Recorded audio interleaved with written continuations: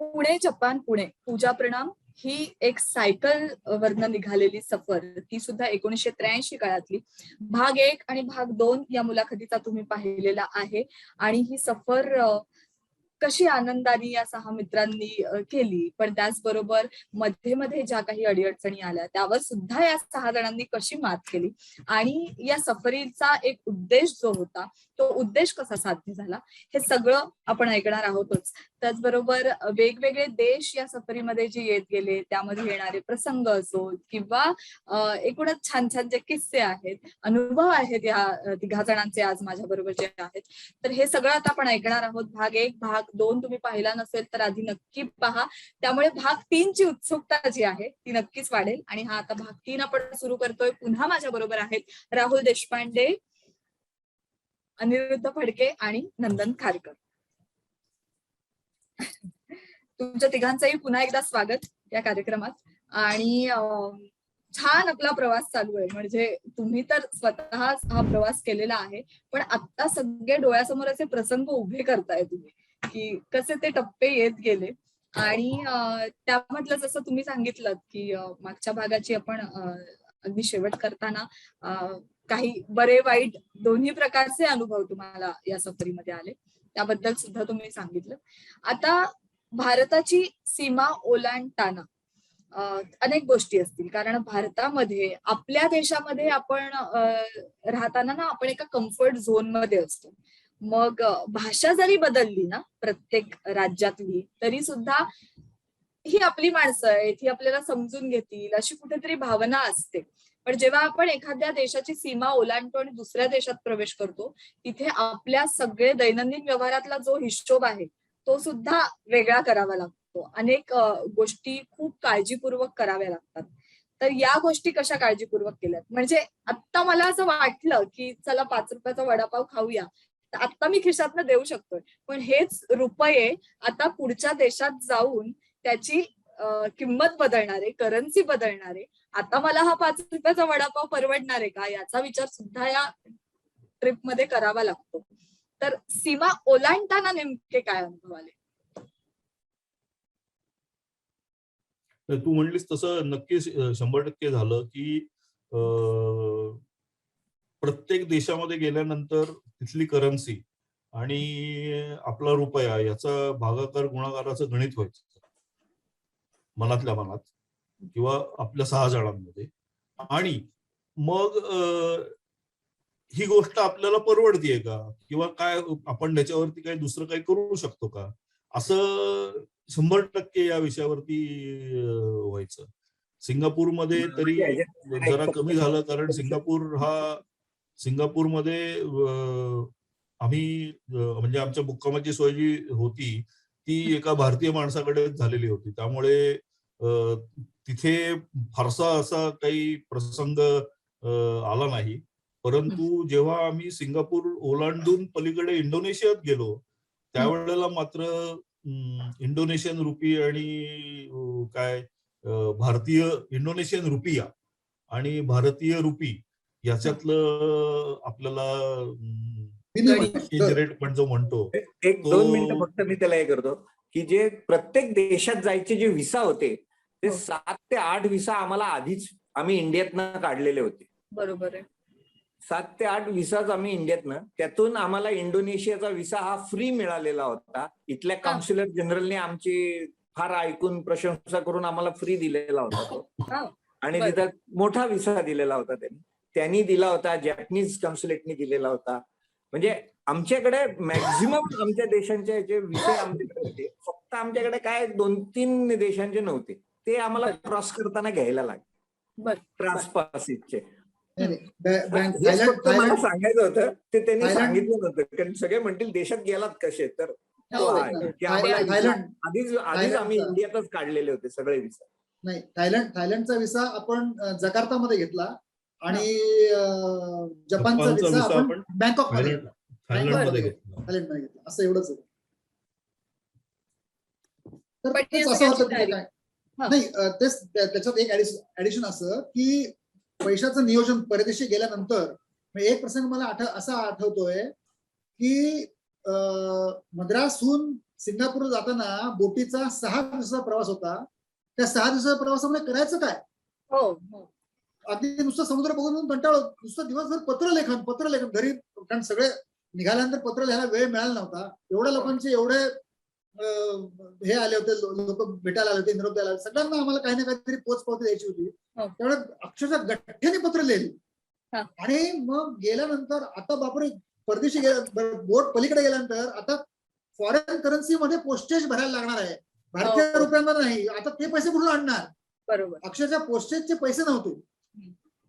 पहिल्यांदा आम्ही सिंगापूरला गेलो, कोणा ज्यांच्या घरी राहायला गेलो त्यांना असं कसं म्हणणार की तुम्ही एवढे मोठी गोष्ट होती ती. म्हणजे मला असं आठवतं की ते सुद्धा पत्र पोस्ट करताना सुद्धा आम्ही ठरवलंय, तुझी 2 कमी कर, तुझी 4 कमी कर, तुझी 2 कमी कर, असं कमी त्याच्यावरती रेशन करून कमी पैसे खर्च करून ती पत्र पाठवली. एका ठिकाणी 2 करायचे काय, म्हणजे इतपासून ती शिस्त आणली आर्थिक. जसं खाण्यापिण्यामध्ये तसं केलं तसं पोस्टेजमध्ये पण खर्च हे केलं. मग त्यांची मैत्री व्हायची परदेशामध्ये. खूप चांगला माणूस भेटला. मग आमच्याकडे तो विचार काय करू तुमच्याकरता, तुम्हाला काय मदत पाहिजे, तर आमची एवढी पत्र पोस्ट करशील का? आणि तो आनंदाने ती पत्र पोस्ट करायचा. ते पोस्ट म्हणजे अशा रीतीने मदत मिळायची आम्हाला. आणि मग ती सगळी पत्र पोस्ट व्हायची. आपण म्हणतो ना, फुल ना फुलाची पाकळी. याच्यामध्ये 2 गोष्टी आहेत. जसं नंदू म्हणला की आमची पत्र पोस्ट करणे, आणि दुसरं नंदू जे फोटो काढायचा ते कॅमेरा रोल डेव्हलप करून घेणे, हा एक दुसरा खर्चाचा आयटम असा. कारण ते रोल त्यावेळेला ती प्रोसिजर खूप मोठी होती. हो त्यामुळे ते रोल डेव्हलप करायचे. त्याच्याकरता पण आम्हाला असं लोकांनी विचारल्यावरती आम्ही हे करायचो की आता आमचे हे रोल तेवढे आम्हाला डेव्हलप करून द्या बाबा. म्हणजे आर्थिक नियोजन आपल्या खिशावरती, आणि दुसऱ्यांना म्हणजे दुसरे करत असलेली मदत ही रोख पैशामध्ये न घेता इन काइंड घेतली की मला असं वाटतं की लोकांना पण थोडंसं पॉझिटिव्ह वाटतं, बरं वाटतं की ही मी काय करू, पैशाच्या मागे नाही. 1 रोल मागितला की लोक 2 रोल घेऊन द्यायचे. पण असे मित्र झाले का तिकडे? म्हणजे तुम्ही 6 जण तर होतातच, पण असे नवनवीन मित्र तुम्हाला भेटले का की आजपर्यंत तुम्ही त्यांच्या? फादर ट्रोपा सारखा मित्र आम्हाला कुठेच भेटला नाही. असे बरेच प्रत्येक देशामध्ये ठिकाणी आम्हाला असे मित्र भेटले. फिलिपिन्सचा आहे तो ज्यांच्या फादर ट्रोपा. म्हणजे काही आमची जेवढी घष्टन झाली की तो स्वतः इंडियात आला, आम्ही पण त्याला अख्खा इंडिया दाखवला. आम्ही 6 जणांनी त्याला. अशी पण मैत्री झाली आमची.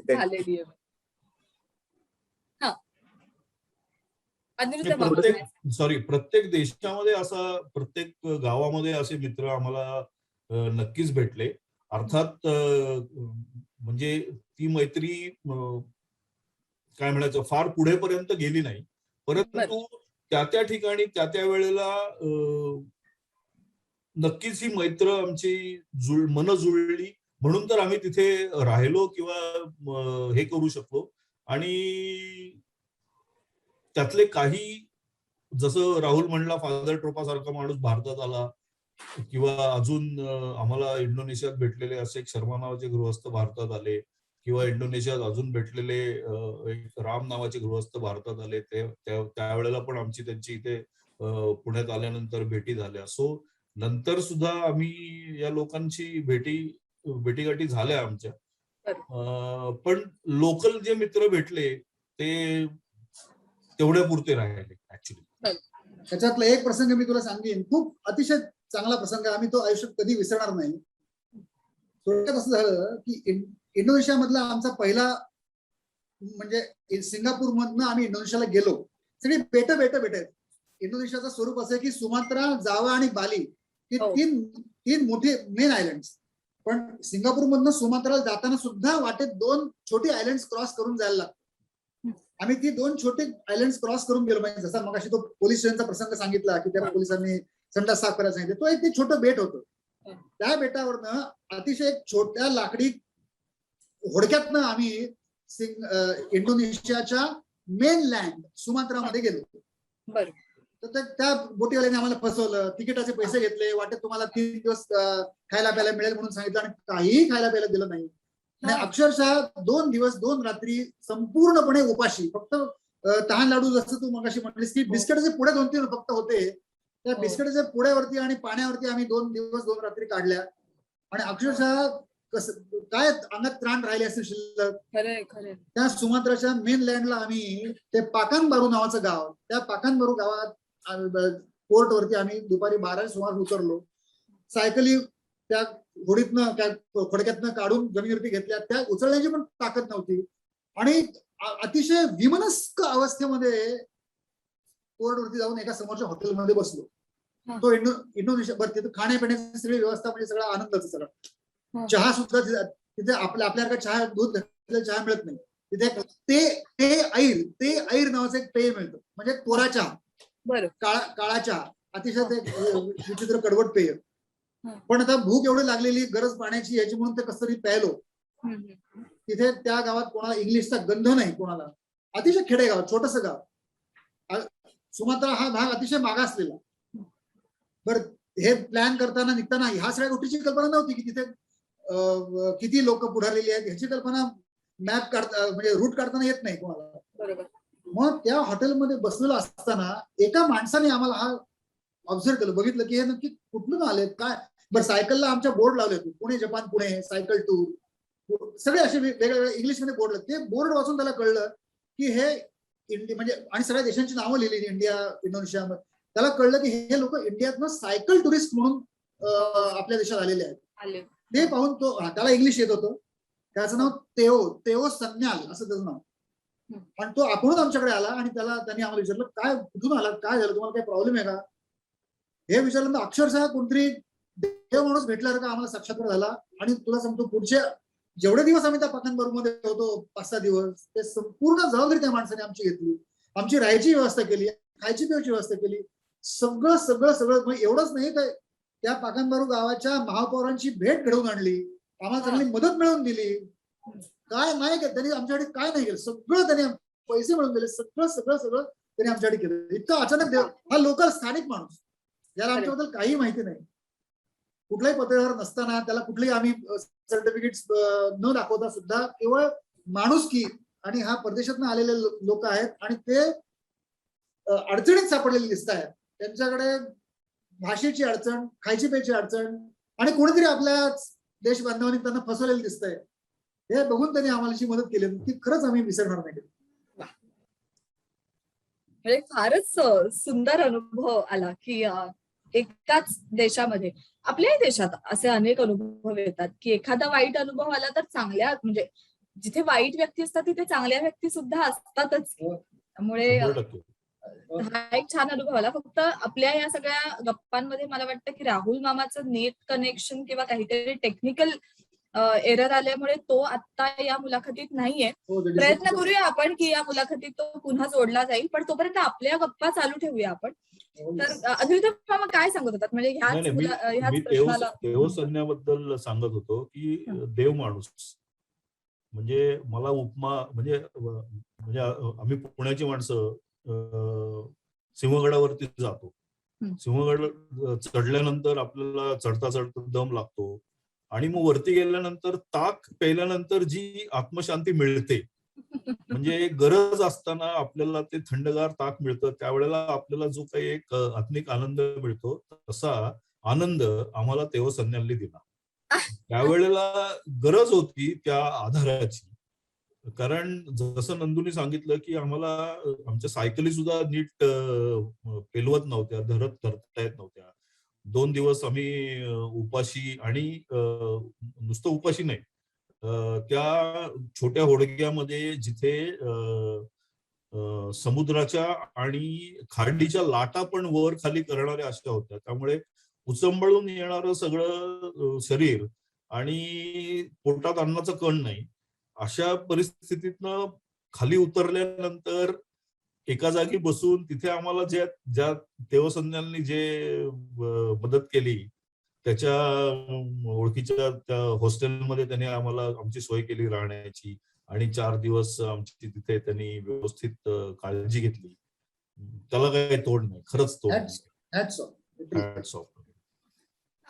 अशी अनेक वेळेला परिस्थिती येते नाही का आपल्यावर, की मग थोडासा ताण येतो की आता इतके महिने आपण हा प्रवास केला आहे अनेकांचे आशीर्वाद किंवा अनेकांच्या अपेक्षा आहेत आपल्याकडनं.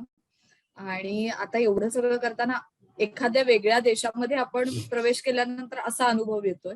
म्हणजे मग तेओ संन्याल भेटण्याच्या आधी तुम्हाला एका क्षणासाठी का होईना असं वाटलं का की कुठेतरी फसू आपण, तर परतीचा मार्ग स्वीकारावा? नाही, असं 100% नव्हतं नाही वाटलेलं. वाटलं. नाही, अजिबात नाही वाटलेलं. कारण आपलं ध्येय काय होतं? जपान गाठणे. हे आपलं ध्येय होतं आणि येणं केनं प्रकारेनं तिथे आपल्याला जायचंच आहे. म्हणजे मगाशी जसं नंदूनी सांगितलं की त्या बोटीवाल्यांनी आम्हाला फसवलं होतं. तुम्हाला आम्ही 3 दिवसाचं जेवण देऊ, चांगली मोठी बोट असेल, अमुक तमुक त्यांनी गप्पा मारल्या होत्या. आमच्याकडनं त्या पद्धतीने पैसे पण घेतले होते. पण प्रत्यक्षामध्ये आम्ही फसवले गेलेलोच होतो. त्यामुळे पहिला फसवणुकीचा प्रकार तो झालेलाच होता. आणि नंतर फसवणुकीनंतर देव संन्याल भेटला. आणि माणसं अशी भेटत राहतात. त्याला काय म्हणजे काय म्हणायचं, आपण जसे वागतो तशी माणसं वागतात आपल्याशी. हे तर 100% खरं आहे. त्यामुळे देव संन्याल भेटल्यामुळे कुठेही परत येणे किंवा सोडून द्यावं हे डोक्यात सुद्धा आलं नाही कधी.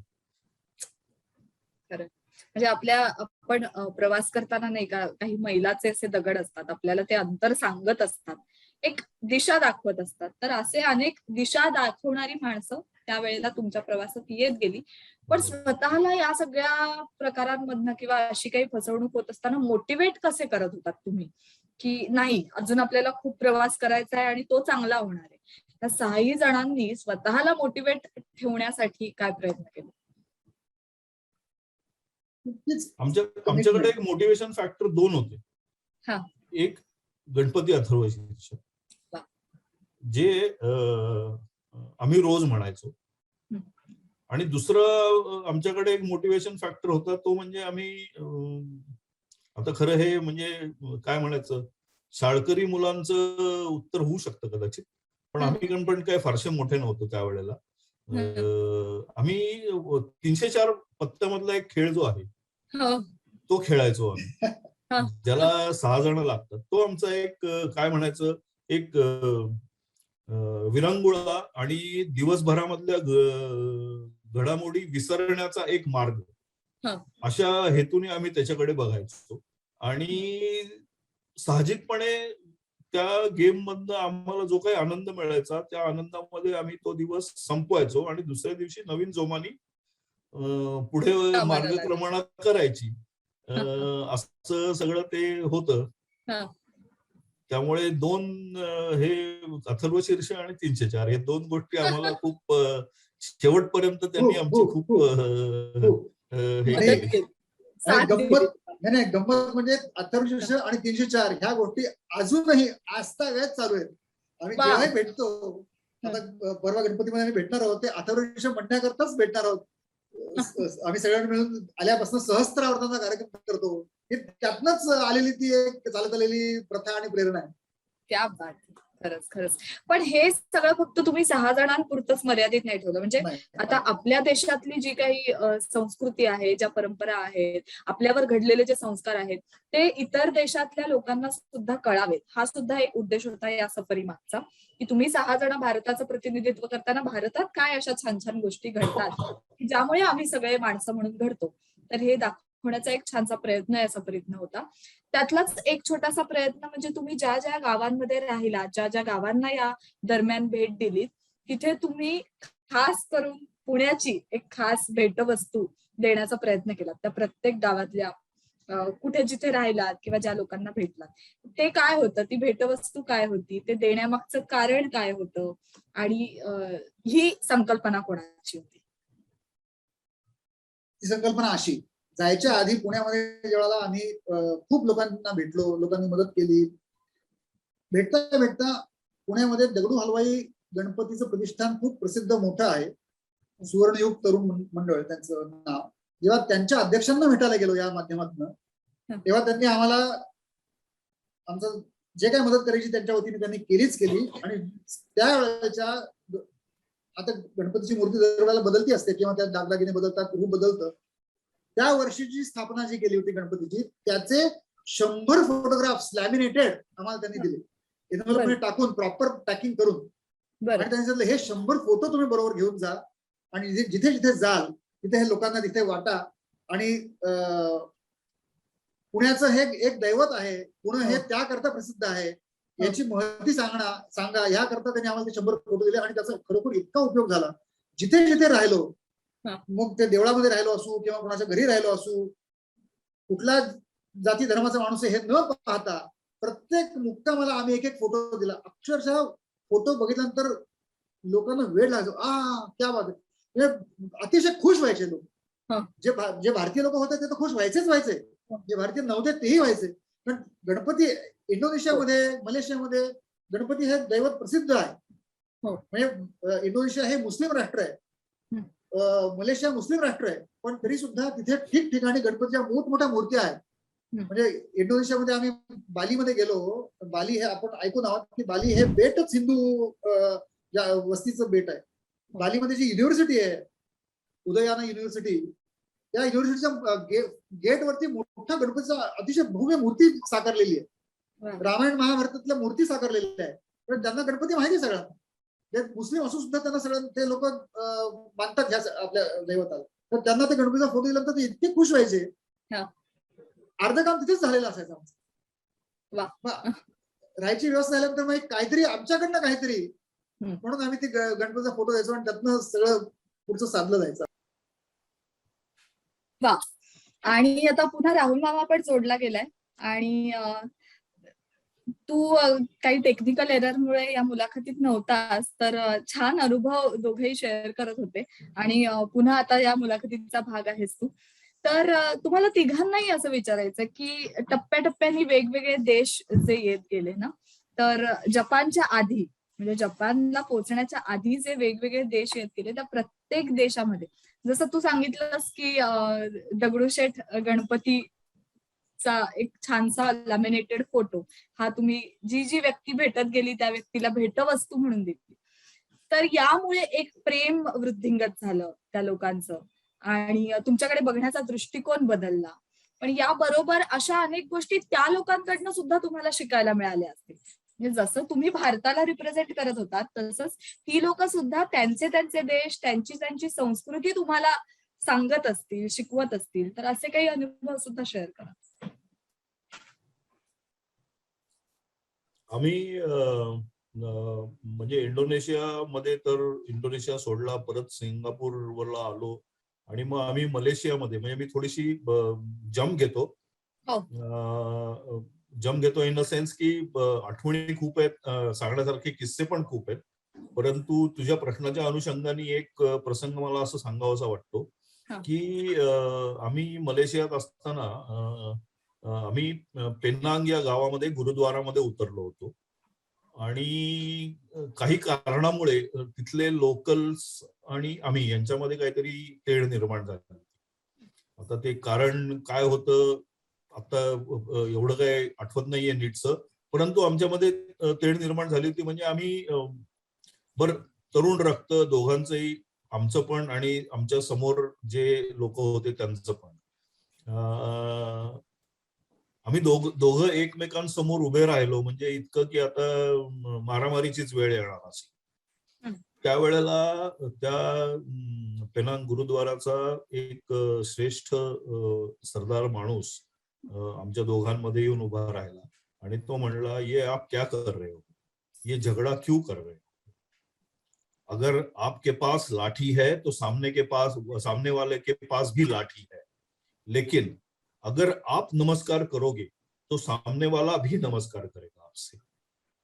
ही शिकवण त्या सरदारजींनी आम्हाला दोघांनाही जी दिली ती खरं सांगायचं तर अजूनही डोळ्यात पाणी आणते की किती मोठं शिकवून गेला तो की तुम्ही चांगले असाल, तुम्ही नमस्कार कराल तर समोरचा माणूस पण तुम्हाला नमस्कार करेल.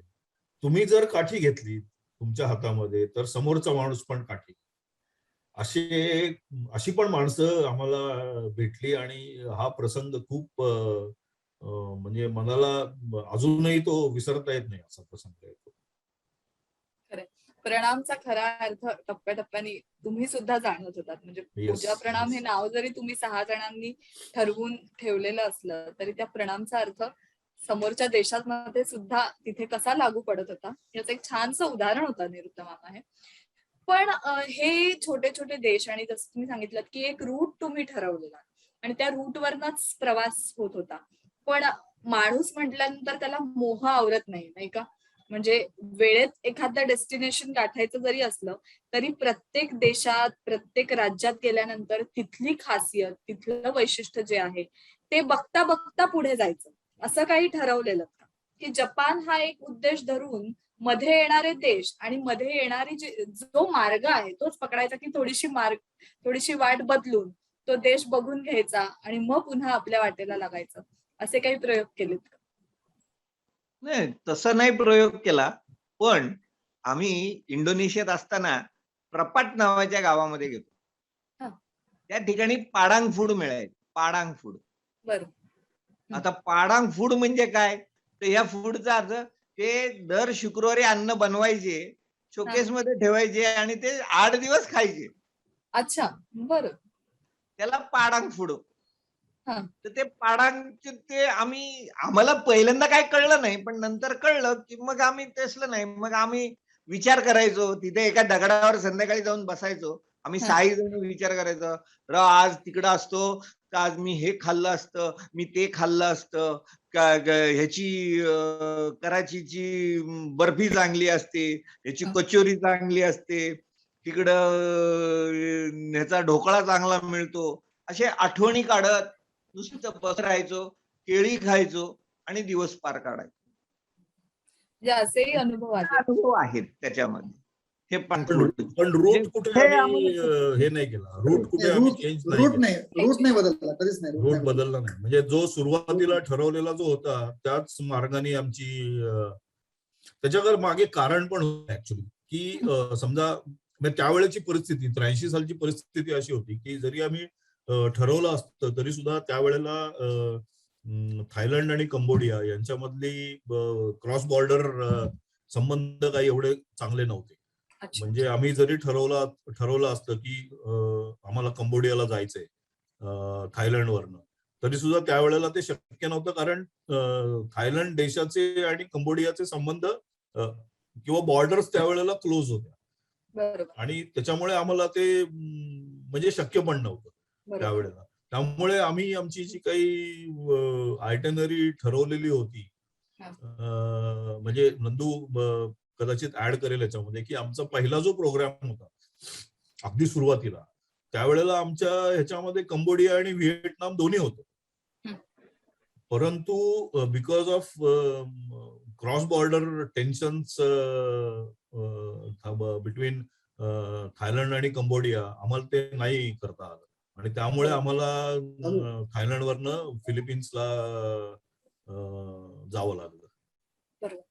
फिलिपिन्सचा विषय उल्लेख झालाय म्हणून म्हणजे आपल्या चर्चेमधनं एक अशी खूप छान गोष्ट मला नंदूमामाकडनं ऐकायला मिळालेली आणि तुम्ही तिघांनी किंवा तुम्ही 6 जणांनी जी डायरी लिहिलेली त्या डायरीमध्ये सुद्धा याचा उल्लेख आहे की रूट्स जरी बदलले नसले आणि तुमच्या राहण्याची ठिकाणं जरी पूर्वनियोजित असली तरी सुद्धा तिथल्या देशांनी तुमच्या या सफरीची खबर घेतलेली आणि त्यावर त्यांनी सुद्धा काही छान आर्टिकल्स तुमच्या 6 जणांवर लिहिलेली किंवा रेडिओमध्ये तुम्हाला खास करून आमंत्रण दिलेलं. तिथल्या फिलिपिन्सला गेल्यावर मुख्यत्वे जेव्हा तुम्हाला आमंत्रण दिलं गेलं तिथे एक फार सुंदर अनुभव तुम्हाला आला आणि तो खरंच सगळ्यांबरोबर शेअर करण्यासारखा आहे तर तो सांगा मला. नाही म्हणजे प्रेस इंटरव्ह्यूज, रेडिओ इंटरव्ह्यूज आणि टीव्ही इंटरव्ह्यूज हे खूप झाले. अगदी प्रत्येक देशात प्रत्येक मोठ्या शहरामध्ये झाले. प्रत्येक ठिकाणी ते झाले नक्की. कारण प्रत्येक ठिकाणी गेल्यानंतर इंडियन असोसिएशन किंवा इंडिया क्लब, रोटरी, लायन्स वगैरे हे लोक आम्हाला जे भेटायचे ते आमचे प्रेस इंटरव्ह्यूज अरेंज करायचेच. तसंच मनिलामध्ये गेल्यानंतर आता नक्की तो अरेंज कोणी केला इंटरव्ह्यू मला एवढं आठवत नाही पण तिथे एक डेट लाईन इंडिया नावाचा एक पेपर निघतो म्हणजे फोर्टनाइटली निघतो. एक GD सिंग नावाचा एक माणूस भेटला आम्हाला आणि त्यांनी आमचा तो इंटरव्ह्यू मला वाटतं त्या चॅनलला टीव्ही चॅनलला अरेंज करून दिला. बरं. आणि काहीतरी गुड मॉर्निंग मनीला असं आपल्याकडे जसं गुड मॉर्निंग महाराष्ट्र वगैरे झी टीव्हीवरती हो. असतं की नाही, तसं गुड मॉर्निंग मनीला असं नावाचा एका तिथल्या टीव्हीवरती कुठल्या एका चॅनलवरती कार्यक्रम सकाळी सकाळी असतो. तर त्या चॅनलवाल्यांनी आम्हाला सकाळी इंटरव्ह्यूला बोलवलं एक दिवस. गेलो सकाळी आम्ही सगळे सहा जण गेलो, सायकल घेऊन, वेल ड्रेस. पण त्यांनी सांगितलं की नाही तुमच्यातले 3च फक्त या इंटरव्ह्यूसाठी, तेवढं 6 जणांना बसायला जागा नाही. ठीक आहे. मी, प्रमोद आणि मुकुंद आम्ही 3 जण इंटरव्ह्यूसाठी त्या कॅमेरा समोर बसलो आणि तुझ्यासारखी एक मुलगी इंटरव्ह्यू घेत होती आमचा. बरेच प्रश्न विचारले आणि कुठून कसा प्रवास काय वगैरे वगैरे बरेच त्यांनी प्रश्न विचारले. सगळ्या देशांची नावं सांगत होतो आम्ही. आणि कसं असतं ना की आपण ज्या देशात आलो की त्या देशाचं जरा थोडंसं आपण कौतुक करायचं असतं, त्या देशाबद्दल जरा असं सांगायचं असतं की हा देश आम्हाला खूप जास्त आवडला वगैरे असं बोलायचं असतं. त्याप्रमाणे आम्ही ते फिलिपाईन्स असं सारखं 3 जण आम्ही प्रत्येक वेळेला विषय निघाला किंवा काय सांगायचं त्यांच्याबद्दल की फिलिपाईन्सला आलो, फिलिपाईन्स खूप चांगला आहे असं वारंवार बोलल्यानंतर ती एकदम एका ह्याला पॉइंटला ती भडकली ती पोरगी. म्हणजे एक मिनिट काय तुमचं फिलिपाईन्स काय चाललंय म्हणे. तुम्ही म्हणता की एवढी पूर्व तयारी केली, अभ्यास केला, श्रम केले, अमुक केलं तमुक केलं, पण तुम्हाला आमच्या देशाचं नाव पण नीट नाही माहिती. आम्ही चुकलो. म्हटलं अरे काय चूक झाली आपल्याकडनं. अक्षरशः गप्प, म्हणजे टीव्ही लाईव्ह टेलिकास्ट चालू होता तो, आम्ही गप्प बसलो. म्हटलं अरे आता काय बोलावं सुचेना एवढ्या ह्याच्यात. तर ती म्हणली it is not Philippines, it's Philippines. बर, तसं झालं आता ह्याच्यामध्ये. आता अगदी लहानपणापासून जर विचार केला, शालेय जीवनापासून विचार केला, आपल्या पूर्वीच्या, आता सुधारणा झाली असेल मला माहित नाही, पूर्वीच्या अगदी पुस्तकात भूगोल इतिहासाच्या पुस्तकात जर काढून बघितलं तर सगळीकडे छापून जे येतं ते फिलिपाईन्स असं येतं छापून. आजचा पेपर आहे बघ, म्हणजे मागच्या काही दिवसात त्या देशाची काही बातमी आली की फिलिपाईन्स असं छापतात, फिलिपिन्स असं कोणी छापतच नाही. अरे मग तुम्ही जर फिलिपाईन्सच छापता तर आपण फिलिपाईन्सच म्हणणार.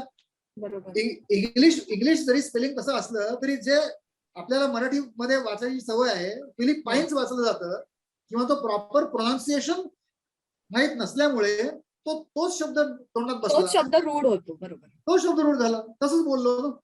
मग तो अजून त्या विषयावर तिने जरा थोडीशी आमची टिंगल टवाळी केली आणि इंटरव्ह्यू संपला. आम्ही अक्षरशः नाराज झालो, खजील झालो म्हणत. आम्हाला ती चुक्क म्हणली तुमची तयारी कमी पडली मला इंटरव्ह्यू असं म्हणली ती बाई. त्याची व्हिडिओ कॅसेट पण आमच्याकडे होती, आता ती संपली, आता ते जमाना गेला तो व्हिडिओ कॅसेटचा. आम्ही आपल्या बाहेर आलो, काय बोलणार आता या विषयावरती. आता काय झालं. संध्याकाळी एक आपले वैद्य म्हणून तिथे एक गृहस्थ राहत होते, किर्लोस्कर कंपनीमध्ये मोठ्या, मला वाटतं जनरल मॅनेजर वगैरे, फॅक्टरी मॅनेजर वगैरे. त्या वैद्यांकडे आम्ही संध्याकाळी जेवायला गेलो होतो. त्यांनी तो इंटरव्ह्यू लाईव्ह बघितला होता टीव्हीवर. तरी तो आम्ही गेल्यानंतर विषय काढला, अरे काय ती म्हणून पोरगी असं बोलली तुम्हाला ऐकून. आम्ही गप्प, आमच्याकडे उत्तर नाही ना, काय असणार. बरोबर, एक्सप्रेशन हेच की बाबा लहानपणापासून फिलिपाईन्स शिकलो त्यामुळे फिलिपाईन्स बोललो. नाही म्हणे, ते म्हणले नाही तुमचा कुठेतरी अभ्यास कमी पडला. हे ऐकून घ्यायला लागलो, वाईट वाटलं खूप. अरे ही गोष्ट खरंच म्हणजे चूक झाली आमच्याकडे. म्हणजे ज्या देशात आपण जातो त्या देशातल्या किती बारकाईने गोष्टींचा अभ्यास करावा लागतो. बारकाईने करायला लागतो, त्या लोकांना हे लक्षात येतं, आवडतो हे लक्षात येतं. बरोबर. आणि मला वाटतं की आपण सुद्धा एक भारतीय म्हणून सुद्धा आपण सुद्धा असा काही आदर्श समोर ठेवायला पाहिजे. म्हणजे अनेक वेळेला आपलीच लोक आपल्याच देशातले काही शब्द किंवा आपल्याच बोलीभाषेतले अनेक शब्द चुकतात, तर त्यांना करेक्ट करण्याची जी गरज असते ना, म्हणजे ते लोक आपल्या देशाचा जेवढा अभिमान बाळगतात तेवढाच जर आपण सगळ्यांनी सुद्धा बाळगला ना, तर खरोखर म्हणजे भारताचं नाव उंच आहेच आणि अजून उंच करण्यात आपण सगळे नक्कीच प्रयत्नशील ठरू. आणि तो कायम ती प्रवासामध्ये काळजी घेतली की आपल्या देशाचं नाव कुठे खराब होता कामा नये, आपण आपल्या देशाची मान कुठे खाली घालता कामा नये, अतोनात प्रयत्न केले. मग असे काही छोटे मोठे प्रसंग येतात आणि प्रत्येक गोष्टीची काळजी घेतली, स्वच्छता, वेळ पाळणे, अशी सगळ्या गोष्टीची काळजी घेतली आणि त्यांनी ते अप्रिशिएट सुद्धा केलं, प्रत्येक वेळेला अप्रिशिएट केलं. वा, खरोखर खूप छान चाललाय हा प्रवास आपल्या मुलाखतीचा सुद्धा आणि पुणे ते जपान प्रवास सुद्धा. अर्थात जपानला पोहोचल्यानंतर आता आपण आपल्या डेस्टिनेशनला पोहोचलो, हा एक दिलासा सुद्धा, पण त्याबरोबर पुन्हा एक धाकधूक की परतीचा प्रवास करायचा आहे. एक धाकधूक अशी की ज्या डेस्टिनेशनला आता आपण पोहोचलेलो आहोत, म्हणजे जे 9 महिने आपण सगळे ज्याच्यासाठी प्रयत्न करत होतो ती वेळ आलेली आहे. आणि आता नक्की काय करायचं, आता नेमकं ह्या देशामध्ये आपल्या भारताचं प्रतिनिधित्व कसं करायचं, असे अनेक प्रश्न आहेत. मात्र वेळ आपली या भागाची संपलेली आहे, त्यामुळे हा भाग इथेच संपतोय. पण याच मुलाखतीचा पुढचा भाग बघण्यासाठी पुणे जपान पुणे म्हणजे पूजा प्रणाम या सफरीमध्ये पुढे काय काय घडत गेलं, या मित्रांना काय नवीन अनुभव आले, हे जाणून घेण्यासाठी या मुलाखतीचा पुढचा भाग पहा. या भागामध्ये तुम्हाला काय काय आवडलं त्याबद्दलच्या प्रतिक्रिया आम्हाला नक्की कळवा. मराठी सृष्टी चॅनलला सबस्क्राईब करा, जास्तीत जास्त लोकांमध्ये शेअर करा आणि लाईक करा. आम्ही लवकरच घेऊन येतोय याच मुलाखतीचा पुढचा भाग. पाहत रहा मराठी सृष्टी टॉक्स.